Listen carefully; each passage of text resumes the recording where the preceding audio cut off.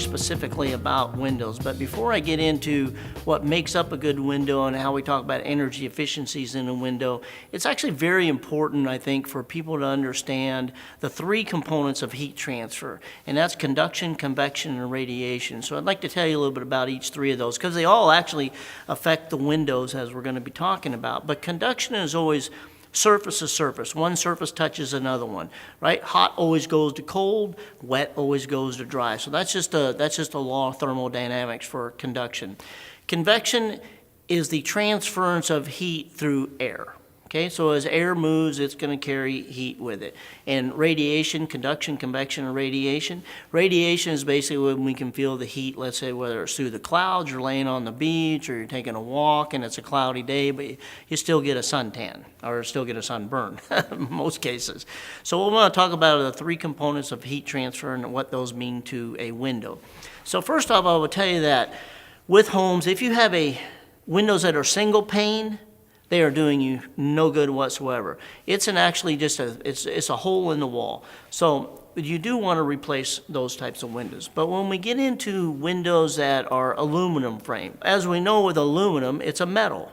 So as a metal, it is a good conductor, a good convector, and a good radiator of heat and cold. And so here in the Northwest, basically, we heat our houses more than we cool our houses. So it's very important to keep the cold air on the outside and the warm air on the inside of the house. But if we are conducting, convecting, and radiating cold air from the exterior of the house through the frame of the window and into the house, guess what you have? Mold, moisture. You've closed the house up all winter long. You've been nice and toasty, and in the springtime you open it up. So it used to be called spring cleaning, because the thing that we did was actually clean our windows because they had all the mold and bacteria in the windows. So what you've done all winter long is you've actually transferred heat through the frame into the house. You've also transferred heat from out of the house through the window frame as well. So the new practices and things that we're doing with windows now, so we know that aluminum frames aren't the types of frames that you want, whether it's for your doors and or your windows, because of the three forms of heat transfer. So what we've done is actually now we're looking at fiberglass, we're looking at vinyl windows. A lot of study and research has been gone into about the frames of the windows, because those are the most important part. It's the structural part that actually makes up a good window, so it doesn't warp or deflect or things like that. But fiberglass or vinyl frames literally prevent or extremely diminish the aspect of conduction, convection, and radiation. Now we're not conducting, convecting, and radiating cold air from the exterior of the house and or to the interior of the house. So I hope that makes sense about the types of windows that we actually have. So what you want to look for is a window that's a vinyl window or a fiberglass window. Now, speaking of that, people always talk about thermal efficiencies of windows. So as the average layperson, most people don't know how to look at a window to understand actually what the thermal efficiency of the windows are. Window is actually a big hole in your wall. It has the R value. Now, we've all heard of R value, right? R value is when we think about insulation. It's R19, R21, R38, those types of things, R30 insulation.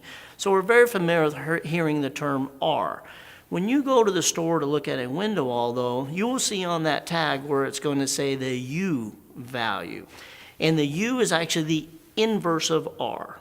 But to keep it real simple, most windows have an R value between, let's say, 4 to 8. So it's not a lot of good value of that window as far as it being an insulator. So I want to dispel the rumor or the myth that windows are great insulators. They are not great insulators in and of by themselves. There's other factors that go into that. When you go by a window, we've all heard of the gas, right? You want to put gas in between the two panes of glass. And so the gas that's most commonly used is called argon.